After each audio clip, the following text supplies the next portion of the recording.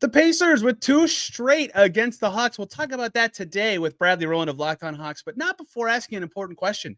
People keep comparing last year's Pacers conference finals run to the Hawks in 2021. What's the same? What's different? And what can the Pacers learn from the Hawks' struggles after their conference finals run? We'll get to all that today on the Locked On Pacers podcast.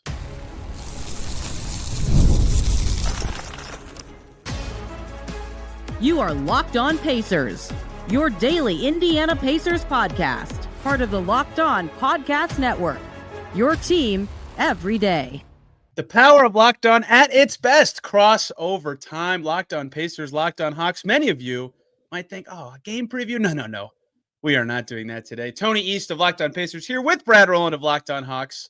Two very similar-minded people in the way we cover our teams. And we have very similar things that I want to talk about today because both of these teams are about to play each other twice in a row, which is, of course, endlessly fascinating for two decently possible playoff teams. But, Brad, I want to get into a topic that I wonder how Hawks fans think about now, and Pacers fans certainly think about now. That is the concept of the conference finals when you're not supposed to make it. The Pacers made it last year. They beat the Bucks handily. They snuck past the Knicks by winning a Game 7 on the road to make it.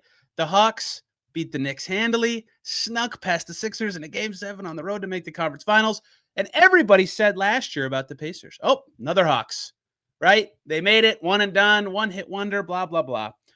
And the Hawks have not made it back since. So I think that's why a lot of people are saying that. But one, what parallels do you feel between these two teams? And two, is there anything the Hawks did after making it that you would consider a misstep that the Pacers can try to avoid doing? Because they also have their best player as a star point guard who's very good at scoring and passing. I was going to say, that's one of the parallels for sure, is that they have their number one guy. They're by far their face of the franchise guy, past first point guard, all those things. I could speak, I try not to speak for Hawks fans because I'm in a different place in life. I cover the team, so it's a little bit more dead inside the way that I refer to myself sometimes, Tony. I don't get as emotional. People get mad at me for not being more emotional on the show at times. But I think people were annoyed, and I was annoyed too, to be honest, when that narrative description would have come up like, all right, well, every time, I guess from now till the end of time, anytime someone makes the conference finals when you mention the words not supposed to, they're compared to the 2021 Hawks. And it's like, well, I don't like to be the comparison on that spectrum. It's not the greatest feeling in the world. It's similar to when a team plays beautiful 5-out basketball, doesn't have a star, like, they're just 2015 Hawks, 60-win team, no chance to win. It's like, that team was awesome, man. Like, I'm sorry that team was awesome. It was a lot of fun to cover. Anyway, but no, I think what it means in the parlance of most people is they got lucky. That's the simple version, I think, that's what I hear. When someone describes it to me like that, Tony, I feel like that's what I hear. It's like, this team got lucky to get there. And what I would always say back is there's a little bit of luck to make any run in the NBA. I think with the Hawks, from the Hawks standpoint, that season, I covered them, of course. They were the 5 seed in the East.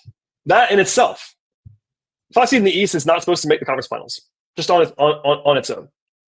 They also, I think they won 41 games in a shortened season, so they're like a 47-win pace that year. Good team, not a great team on paper. And then, just as I'm sure we'll maybe talk about with the Pacers, you got some luck along the way. For the Hawks, it was the Sixers imploding in the second round.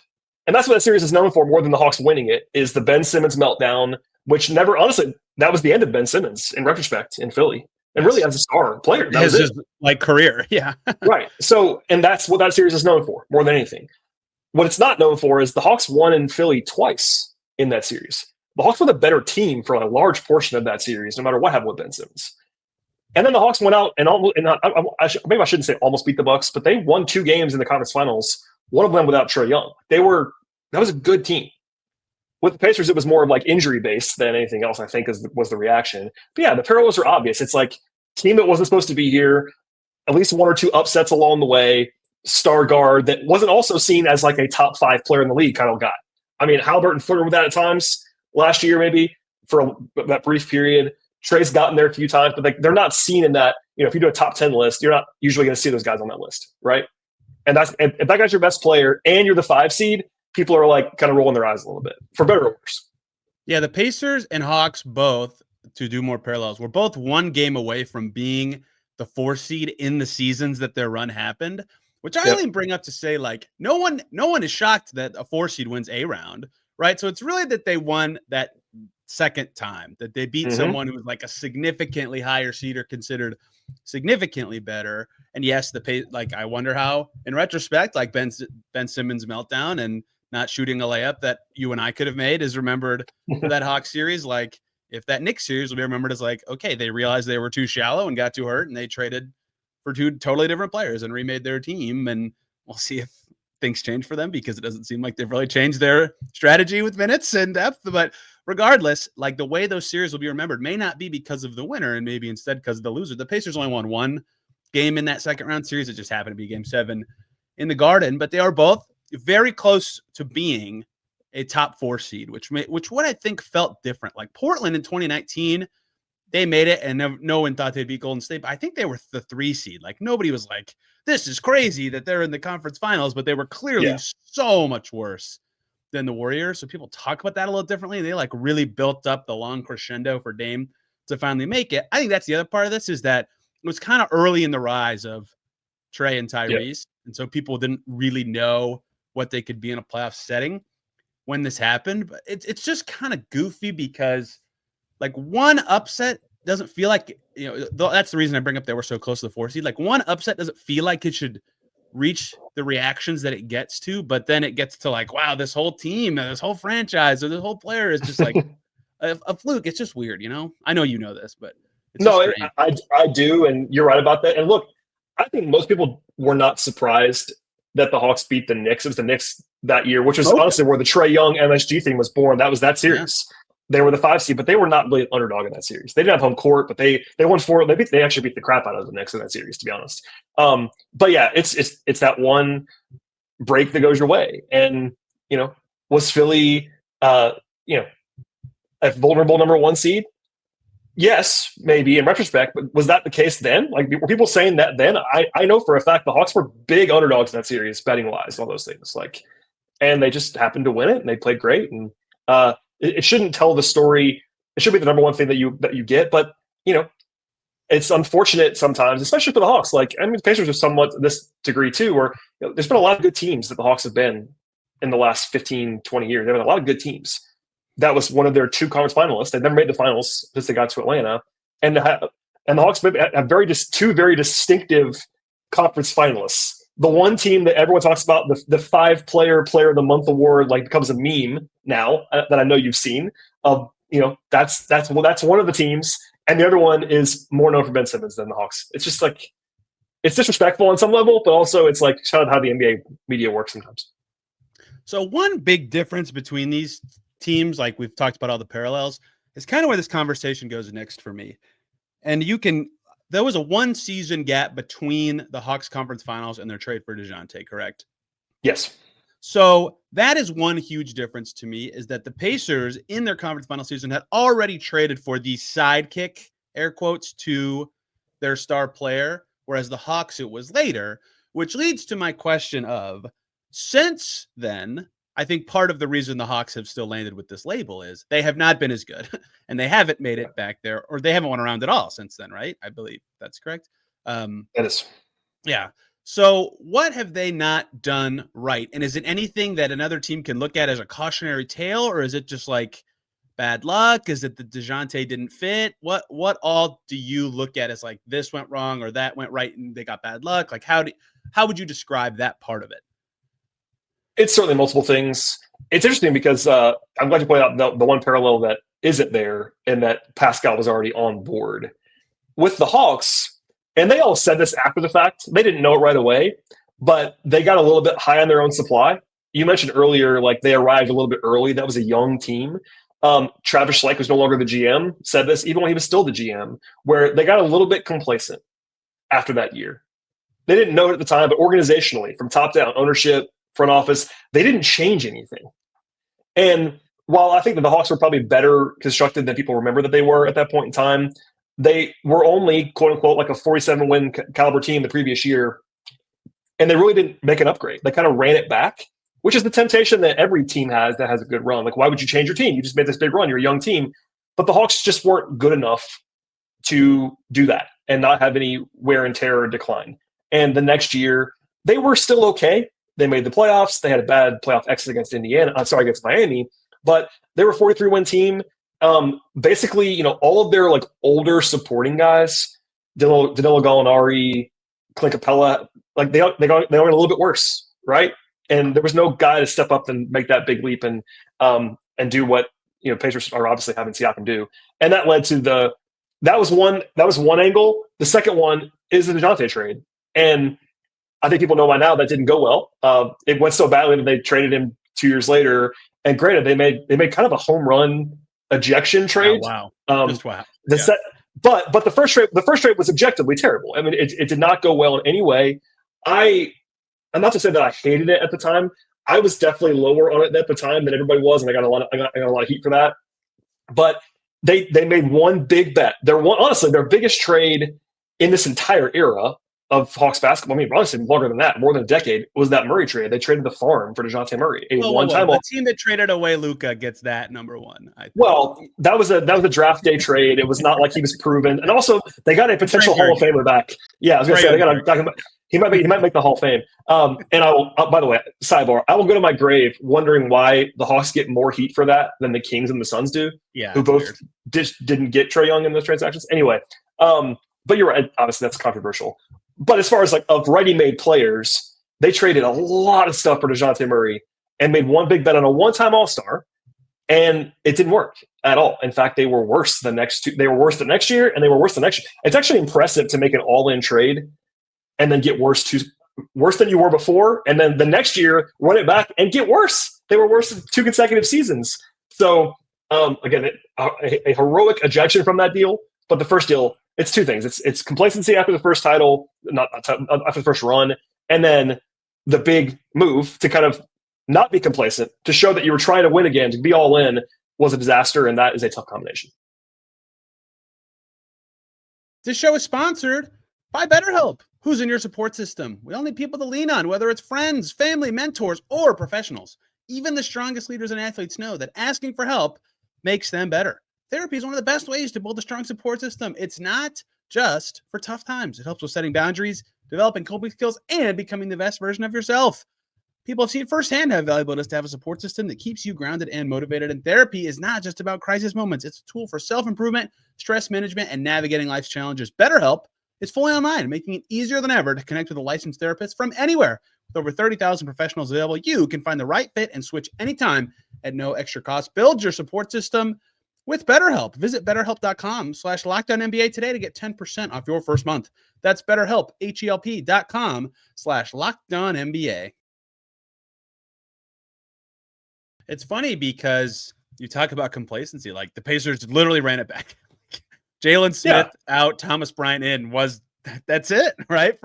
It was easier to sell that because of Pascal. Like you already mentioned that, but it was a little bit easier to sell because you just made a big trade. 6 months earlier or whatever it was, 5 months earlier. But yeah, that's the temptation is how good are you if you don't make another upgrade? That's the hypothetical. Exactly. They did the Pascal trade already and they re-signed him. That also is why it's a little different. But yeah, it's the exact same team.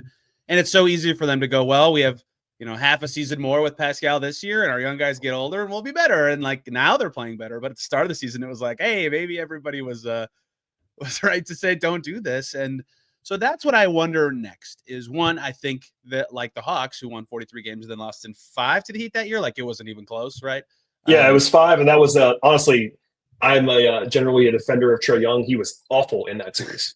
Probably should get more heat. That's the one thing in his career he should get more heat for was that series. He was terrible in that series. If the Pacers have that kind of exit this year, if they hit Milwaukee, who they beat last year, and yes, Giannis was hurt, but they smoked Milwaukee in the regular season too. You were in Vegas for the NBA Cup games, you saw. I was. Yes, you saw how they handled the Bucks all year last year. If they play the Bucks this year and get embarrassed like that, everybody's right. You're gonna be right to point back. Oh, that's lucky run injuries. This playoffs will matter, but then also the reaction to whatever happens next, whether that's trading for their DeJounte Murray or finding a better fitting something or whatever happens with Myles Turner this summer, whatever it may be, that is where I think they have to learn from the Hawks and not messing that trade up because once you do, like, you're committed to a direction too. Cause I remember like listening to you talk about this, and everybody's talking last year about like the Hawks trading away trades. Like, they don't have their picks. They're committed to being good now. They have to, right? So like, right. It was same insane. kind of deal for the Pacers who don't have their 2020, like 6 pick. Like, it's just, you have to commit to that, even if it doesn't go that direction the next year or two. And the parallels are endless. I mean, we can do this probably all day long. We won't. But also, two teams that we cover, and let's be objective, are not teams that pay the luxury tax, and that's a limitation too. Like, if you're not willing to spend your way out of a mistake like that, like, you got to be so perfect with your team building when you won't pay the tax, then it's like you can't afford to miss like that.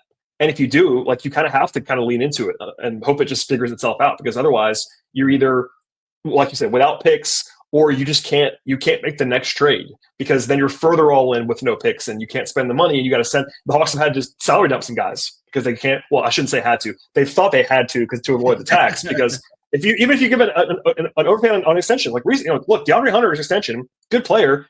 That was part of the reason he got traded, is that he was slightly overpaid and the Hawks can't afford him in their construction. So there's limitations, there's parallels all over the place here. And back in the days when like Herter was on the Hawks and stuff, everybody talked forever. I'm sure you got sick of it, of like, when are the Hawks making a consolidation trade?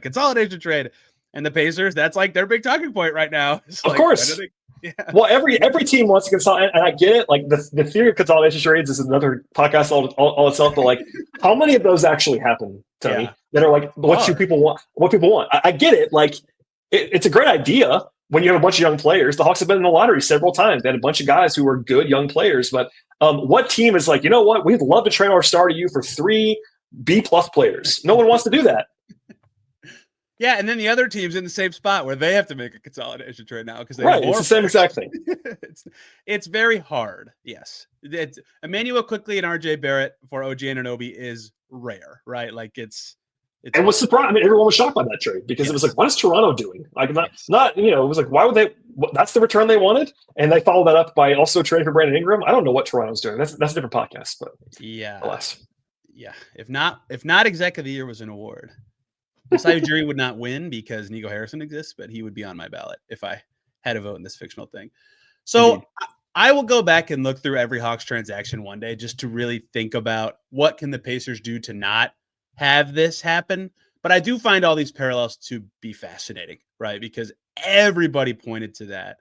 And then the media at Hawks, where they've been since, is like, this is the story. You can't have this happen to you. And so far, the Pacers have followed their lead. I think what they'll hope and say, and I know you're a big Trae Young guy, and he's very good. He's a 4-time All-Star. Is they'll say, we think Tyrese Haliburton's just better than Trae Young, and that could guide them differently. That it makes sense, and I don't necessarily agree. We don't have to argue about Haliburton versus Trae today, but that's part of it. And look, Pascal Siakam, you can be split on him, is a better player than anyone the Hawks have had. Yes, next to Trae Young, until Jalen Johnson now would be the only guy that might be in that same. Because how many All-Star teams has Siakam made? Multiple All-Star teams. Yeah. He's a better player than DeJounte Murray. He's a better player than John Collins. Like, that's helpful as well. But yeah, this is a big year for the Pacers. I'm sure you already know that and talk about it all the time. It's a big year to see what they are, because then it's like, what do you do after this? If it is a first round loss or something like that, like, what's the next step? But yeah, that's one theory for sure. And I'm sure the Hawks had the same thought at the time. Like, I'm sure if you gave the Hawks true serum, they're probably a little bit lower organizationally right now on Trae Young than they were 3 years ago. Even though I find myself defending Trae Young a lot, because I think some of the discourse is like insane about Trae Young nationally. Hey, for those who listen to the squad shows, I am also a Trae Young defender. I was literally going to give you credit on this, because people don't know this. Which I always get questions about the squad shows. They record at a time when I cannot record, so I can never be there. I'm at work. But I will say, multiple people have been like, hey, the only guy who gets Trae Young's back is Tony East. So shouts to Tony East. That's all I'm saying. Turns out when you watch guys who can score and pass a lot, you get an affinity for that. And Trae Young's really good at it. And Trae Young's teammates are not very good, and he makes them a lot better. Trae Young's not perfect at all, but he's a good basketball player. It shouldn't really be like a hot take to be like, Trae Young's good. A 4-time All-Star and a 1-time All-NBA player. Yeah, he's good. Yes. He's literally third all-time in the history of the league in assists per game, Tony. Third in the history of the league. I didn't even know that. He's behind Magic and John Stockton. That's the list. Best teammate ever of Murray, basically. What are we doing here? Anyway, so we'll stop. I'm just saying. Give him someone good. One more break here, guys. Let's talk about FanDuel. When the game tips off, the NBA action is just getting started, and there's no better place to get in on it than FanDuel, America's #1 sportsbook. With FanDuel, you can place live bets throughout the game, so even if you miss the opening tip-off or want to bet on a fourth quarter comeback, you can stay in the action. If you're looking for a bigger payout, you can even combine your live bets into a same-game parlay. Many people love using FanDuel's live betting features. It keeps every moment of a game exciting, whether they're backing their team for a late game rally or picking a player to hit a clutch three. They never feel like they're missing their chance. Plus, the app is easy to use, and when you win, you get paid instantly. Right now, new FanDuel customers can get $150. How about that in bonus bets if your first $5 bet wins? Just visit FanDuel.com to join today. That's FanDuel.com for your shot at $150 in bonus bets. Make every moment more with FanDuel, the official sports betting partner of the NBA. Well, we're about to see them play each other, Brad. Twice in 3 days. 2-game mini sets are always fun. I say this every single time. It is both a hedge against and for the Pacers. You cover these. These always end in splits. Like, always. Okay, I am accused of being too analytical, and it's because I am sometimes. But look, Tony, the average outcome of a 2-game series between teams that are like the Pacers are better than the Hawks this year, but it's also in Atlanta, which levels it out a little bit, right? The average outcome is obviously 1-1. Like it's not even close. Like you can sweep. Once you can sweep, I'm not saying they can't, but if you simulated these 2 games 1,000 times and said, all right, what's the most likely outcome of the 2 games? It's 1-1. That's the reality of the situation. And I actually do think there is a mental and adjustment component to it where the team that wins is like, great, we can do that again. And the team that loses is like, sure. Okay, let's tweak these 3 things. and there's a day in between. There's a little bit more because it's actually an interesting situation beyond just the logistics. Like it's not a back-to-back set. They have a game in between. They have a day in between. You're probably doing a little bit more game planning than you normally would because you can. Like it's the same team twice. Why would you not load up a little bit? But I'll say this: the Hawks have had some trouble with the Pacers. I know you're well aware of that, but in the last 2 years, it's 5-0 Pacers. Yes. So that's tough. I have a fun stat that I'll share at some point if you want me to, but it's not a good stat for Hawks fans. It's good for you, I would say. Well, I was going to ask just generically, like, how do you feel about Pacers Hawks at this point? Because even both these teams are really good at scoring, and last year, even with that in mind, it felt like every one of these games was still like the highest scoring Pacers game of whatever month it was in or whatever. They were just easy. No, it was last year. I took to describing those games as basketball on the moon. Like there was one in particular that I'll never forget watching. I was at the game and I was like, this is almost not basketball. Was it the Cubs game? Maybe. I can't remember exactly like which one of the 4 because they were all kind of the same game in some respects. But I remember just being at the arena like, there were 2 games last year for the Hawks perspective that was just like out of body experience. One was that Pacers game. One was when Luka had like the 70-pointer against the Hawks in Atlanta when he could have had 100, and I'm pretty sure he could have had 100 in that game if he wanted to. But no, I mean, I think it was 157-152. Yeah, game in November last year, and like it was competitive. It was close. It was just one of those things where like, what even is this? Am I watching? And yeah, the first game this year was just to be very fair. Last year, the Hawks got blown out by the Pacers. I believe 3 out of 4 games. That was the one competitive game. Was the super high scoring one? Yeah. The first game this year was competitive. It was a 5-point game. It was in Indiana. It was kind of the way it was supposed to be. But even then, Indiana went up by like 22 early. The Hawks came all the way back. It was a very Hawksy game. But yeah, it's just a bad matchup, I guess, for the Hawks because the Pacers play in a way that is just like puts pressure on you. I mean, you know that. How often is the Pacers just take advantage of a team being like sort of incapable of moving at the pace that the Pacers are moving at? It happens a lot. Very often. Very often. Yes. Yeah. That's what I remember about that game, the 300-point game, was at some point in the 3rd or 4th quarter, both Rick Carlisle and Quinn Snyder were like, "All right, we can't stop these guys," and they just took out their centers. Like, yeah, they was Obi Toppin and Jalen Johnson with the 5 for like 12 straight minutes.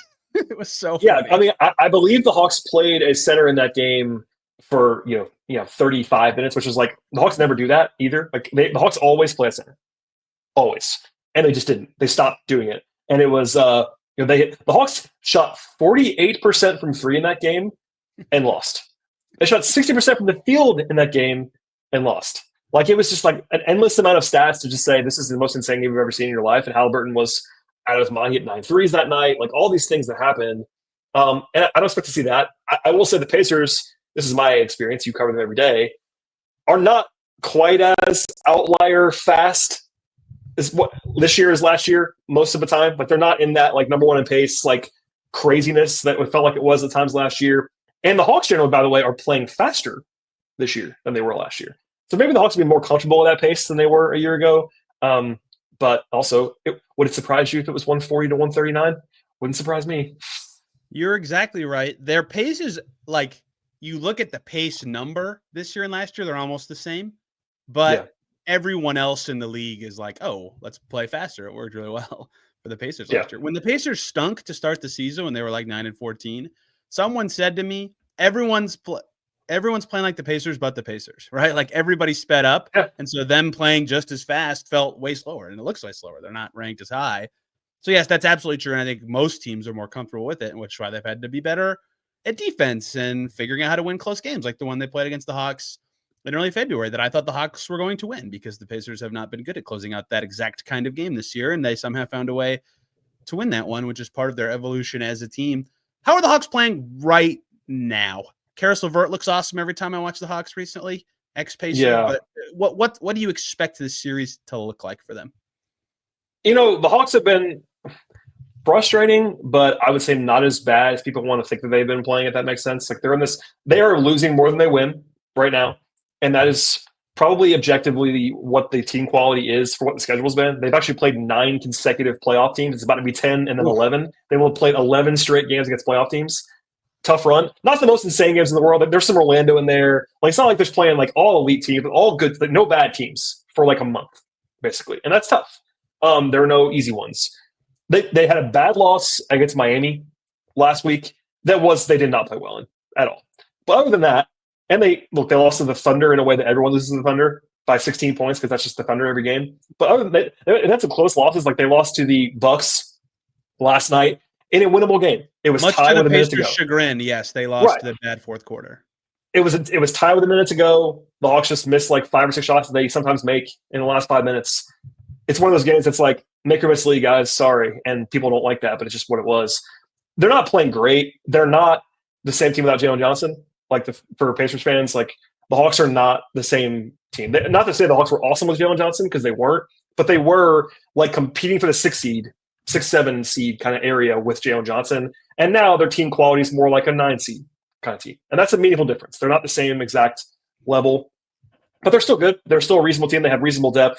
You mentioned LeVert's been playing really well. They do miss Hunter, but they got George Niang, who helps with the shooting. Trey's still there. Like, they have enough talent to win games. Again, I think 1-1 is the projection in these 2 games, but maybe not, because before I forget, I got to give the stat. Yes, but I forgot. 5 games this year. 5 games the last 14 months between the Hawks and the Pacers. In fact, I'm going to ask you, what do you think the Hawks' defensive rating is against the Pacers in those 5 games? Oh my gosh, like 128 or something. That would be too low, my friend. God. It is 137.3. That includes that includes a better game this year. The first game this year was better. That number it was over 140 last year in the 4 games. So if that stays the same, the Hawks will probably lose. I got to be honest with you. But I looked it up today. I was like, man, surely they couldn't be as bad as I think. Actually, it's worse than I thought it was.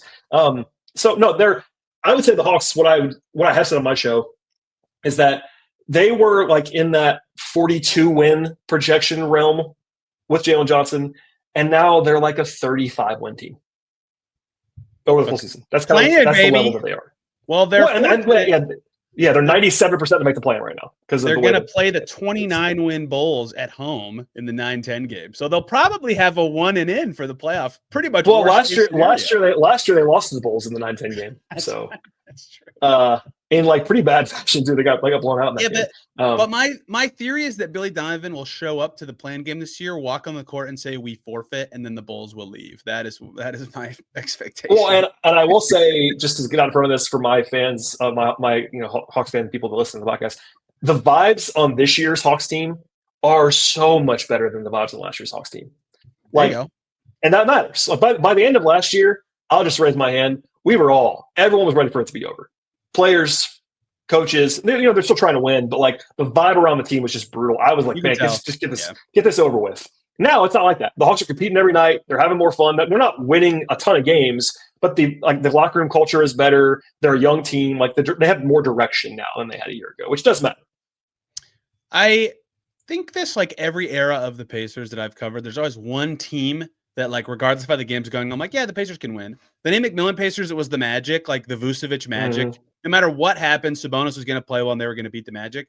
Right now, it's the Hawks. So, I mean, honestly, I have no rebuttal to that. I don't even mean that to like diss the Hawks. They're not bad. It's just like you just named the defensive rating number. Like Tyrese Haliburton, just like, yeah, I'm going to carve these guys up. And there are certain matchups where it gets tough. I mean, last year, the Pacers Bucks thing was like, yeah, the Bucks can't beat the Pacers for whatever reason. It was just not that the Pacers were quote unquote better than the Bucks. They just couldn't. That was a bad matchup for them for whatever reason. There's sometimes that happens. The Heat have been that team for the Hawks, other than the Pacers recently. But the Heat in like multiple series and things, it's like, man, why can't they solve the Heat? And maybe it's just because it's Eric Spoelstra, that kind of thing. But no, there are matchup concerns in the NBA. It's not always like obvious why they happen. But at the same time, this year's game was more competitive to where I almost want to throw last year's games out to some degree. Like matchup wise, they do matter. They were recently enough where you don't just throw them out. But I feel like this year's results probably more predictive of these two games than the 4 games last year, when it was like comical. You know who the Pacers can't solve, Brad? This is not a joke. It's the Charlotte Hornets. They cannot beat them. I don't know how or why. But I will raise my hand and just say for Hawks, the Hawks lost to the Wizards twice this year in a row. Now, granted, it was the only team that beat the Cavs for like a long time, and they had this is the 2024-25 Hawks. In October, they lost to the Wizards twice in 3 days, and then like 4 weeks later, they beat the Cavs twice in 3 days. When the Cavs were 17-1 at that point. So like the Hawks could beat anybody on any night. Honestly, the Hawks have beaten the Cavs twice. They beat the Celtics twice. They beat the Knicks. Like they can beat anybody. But they can also lose to anybody, which we've seen now. So, and that's the whole league. But I feel like the Hawks are a little bit more like they play up to competition, and they do play down sometimes to competition. And again, that's a lot of teams do that. But maybe they'll be up for this one. Look, you've covered enough players, Tony. Somebody in that locker is probably like, "Hey, it'd be cool if we beat the Pacers." Like, you know what I mean? Yeah. Just a little bit of extra, like, you know what? Let's not lose another game to the Pacers 6 in a row. Someone on the coaching staff, somebody in the locker room's got to be like, guys, we haven't beat the Pacers. I can tell you who it's going to be. It's going to be Karras. Karras has been awesome against the Pacers since they traded him away. It's going to be Karras. A Caris LeVert revenge game would warm my heart for numerous reasons. The best defense Caris LeVert has ever played is the last 5 minutes of every game he's played against the Pacers since they traded him away. And honestly, he's had 2 really good games in a row. He was the hero in Memphis on Monday night with a walk-off at a huge fourth quarter. He was really good. He was really good on Tuesday in a loss, but he was really good there too. So maybe he's just going to be staying hot against Indiana. There we go. Well, I have nothing else to add on the set unless you do, Brad. And if we don't, we should tell people. I look forward to it. I do think if I have to predict, I don't like doing predictions, but if I did one, I'm going to go with 1-1. And part of that's just because my brain doesn't allow me to do anything else. But I do think the Hawks will eventually beat the Pacers. Just the math says they kind of have to at some point. I don't know which one it'll be. Maybe it'll be Friday, and maybe they'll lose by 100 on sorry, will be Saturday. They'll lose by 100 on Thursday, and I'd be like, man, they're never going to beat the Pacers, and they beat them on Saturday. The Pacers had. Yeah, I always say that they split these, like regardless of how good the opponent is. They played in Boston twice in a row right after Christmas, and they split them. And they played the Heat at home twice in a row early in the season, and they had their most pathetic loss of the year where their whole starting 5 got benched because of effort, and then they beat them in the next game. Like, it's just how it goes. So I also will predict a split. I do have one basketball question for you as someone who covers the Pacers. Oh, yes. As of right now, Wednesday night, Haliburton and Mathurin are questionable. Yep. What does that mean? Like certain teams will make guys, you know exactly what I'm asking you. Some teams will make guys questionable and they're like almost certainly going to play. And sometimes questionable is actually questionable. So for the Pacers, how do you interpret listing Haliburton and Mathurin as questionable for this game? Can I mute Achilles tendinopathy just from you? Because this is stupid. Why are the Hawks doing this to me? They're probable is not probable. I know why they're doing it because I asked. Yeah, them, Trey is Trey. Look, and I said this on the show. I'll say it again. I think, and the Hawks will probably yell at me for saying this. I think the Hawks are being petty, and also I fully understand why they're doing it. And I called it the day it happened. I literally said on my show the day they were fined. I said if I was the Hawks, I would list Trey as probable every game the rest of the season. And by the way, they are on track to do just that. So the probable, probables, this probable almost certainly means playing. Like it's just like. Across the league, I bet you it's 90%, 75%, and it's like 1 in 100. They said. Yeah. It's higher. So that's why I asked about question, because questionable has a bigger range than it actually does. Yes. Like LeBron's questionable. Like Miami lists half their roster as questionable every game. It's what's going on here. So that's why I'm asking. What does questionable mean for those two guys? Are they playing? We think they're playing. I thought there was a chance Mathurin would play Tuesday. He's like gone through real workouts of late, and he plays when he can. So my guess would be he's in. But I don't know. I bet he will play in Atlanta at one point. That does not mean both games. I don't know with Haliburton just because this just popped up for him. That's a new one, right? Yeah, I was going to ask you. He didn't have any designation Tuesday, and he's playing really well. So I'm guessing he's going to want to. But he did have a groin thing this year. I don't know. You can never. And obviously, I'm not going to. If you made me guess right now, I would guess that they both play. And the only reason why I bring it up, honestly, if it had just been Mathurin, I wouldn't ask you. But Haliburton changed this whole game. We all understand that. If he doesn't play, it changes the entire game. So that's why I'm asking the question. But I was like, that popped up. And I went to look at the injury report from 2 days ago. And I was like, he wasn't on there. So this is a new thing, it looks like. So something to keep an eye on during the day. A little bit of spice into the matchup. I love when my first question to Rick Carlisle is, hey, tell me about these two guys. They playing today? Oh, Quinn Snyder could not hate any injury question more. Yeah. He will not engage with you. I think I'm the only one that actually still tries, and even then, it doesn't actually matter. He'll just be like, "Do you try to get cute with your who's starting instead questions, or do you just?" Oh no, we gave up long ago. He doesn't. He will not. I mean, one thing about he will not. He's kind of told us like he's like I'm never telling you. I'm like, all right, well, that's that. I wonder still to this day, like, there's no way the other coaching staff is like, oh my god. No, that's who the starting five is. Quick, everybody huddle. Like what? The Hawks did this whole thing. I don't know. The Hawks did this whole thing around the deadline where they basically shut Capella and Bogdanovich down, and everyone knew why. It was trade deadline stuff. And then Capella was just inactive for like 5 games after that, and they just wouldn't tell anybody. And it's like, guys, I understand he's playing 15 minutes a game. If it was Trae Young, I would get. If you want to be coy about Trae Young's status, I do understand that. Because there might be a competitive advantage somewhere. Like for Howie tomorrow, if they don't know, the Hawks don't know, they have to prepare for more McConnell or whatever, that might matter. If it's the backup power forward, they're not changing the game plan. They're just not.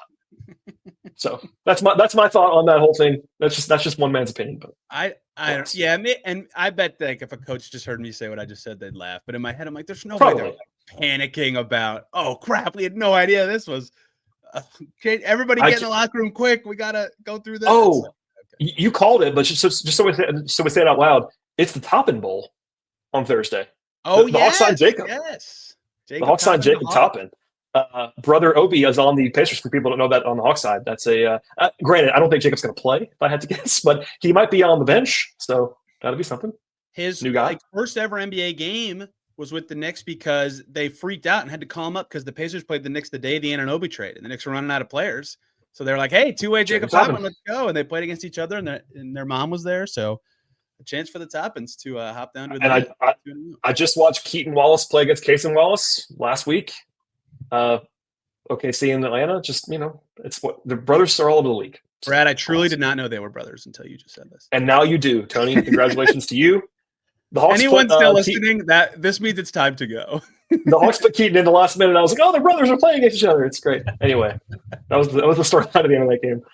Tony, thank you for doing this, man. Thank you for initiating this conversation. Brad, where can Pacers people find you? I am at BT Rowland on X/Twitter and also on Blue Sky and Patreon. All 3 of those things. Plus, Locked on Hawks, anywhere you find your podcast. First listen, I guess for Pacers fans, it'd be second listen. Second, yeah. Because you're the first listen, Tony. But if you want to add it to your rotation, we'll be the third listener or something like that for Pacers fans. Flip it for me. First listen, Locked on Pacers. Second listen, Locked on Hawks. I'm Tony R. East on Twitter and Blue Sky for you Hawks people. I don't have. And Forbes, Tony, is that where people can read you? Yeah, I got to get a story out about Jarris Walker by the end of the night, or else I'll be in big trouble from my own. Well, and look, when it is 2 games in 3 days, Hawks might be like, hey, a little bit extra prep on the Pacers. There you go. That's why we're doing the show, honestly. So there you go. I assume Brad will be back tomorrow talking about round 1 of Pacers Hawks, as will I will. On the Locked On Pacers feed. Thank y'all for listening to us babble today. See you tomorrow.